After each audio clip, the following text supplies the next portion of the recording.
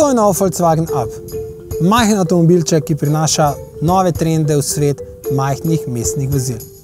Ok, priznam, to je le igračka. Ampak sedaj bomo šli v realni svet, kjer je ta avto v resnici precej večji, a s 3,5 metri še vedno zelo majhen, in preizkusili, ali je res takšen trendsetter v svojem razredu.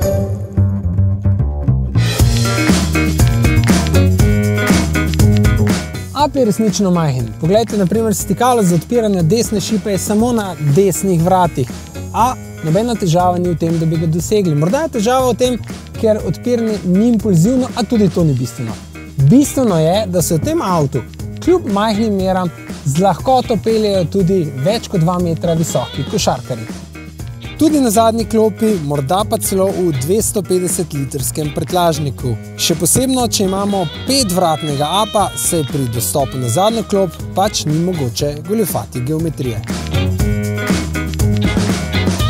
Del skrivnosti velike notranjosti majhnega avtomobila je vidne na prvi pogled, tako znotraj kot od zunaj. Sedeži so na primer zelo tanki, po drugi strani pa je medosje skoraj enako dolžini avtomobila. Poglejte, kje so kolesa.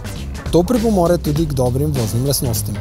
Bencinski litrski trivaljnik s 70 konjiči ne poka od moči, a je za namembnost avtomobila povsem dovolj in predvsem dosega majhno porabo z lahkoto pod 5 litrov bencina.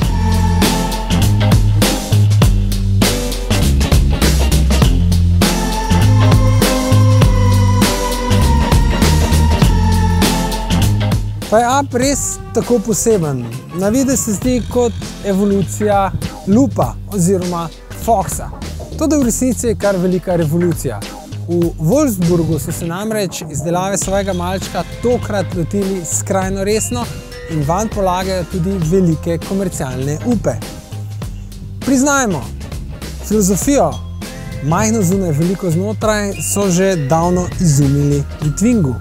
Toda Up je poseben, zato ker je oplemeniten in zato ker prinaša boljši imidž. Ne izgleda ceneno, pa čeprav se prodaja že za 8 tisočakov. In to z notranjostjo, ki deluje prijetno in dovršeno, ter kupom serijskih dodatkov, kot sta zelo dober ESP in lasersko zaznavanje ovir, ki omogoča samodejno zaviranje do 30 km/h.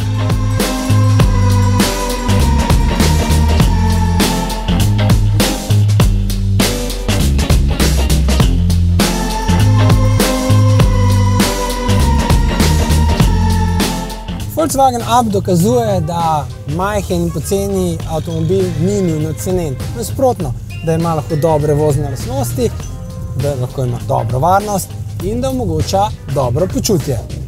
Še posebej v mestih je majhen avtomobil tudi bolj praktičen in tudi varčnejši. Še posebej, če pomislimo, da prihaja tudi električni Up.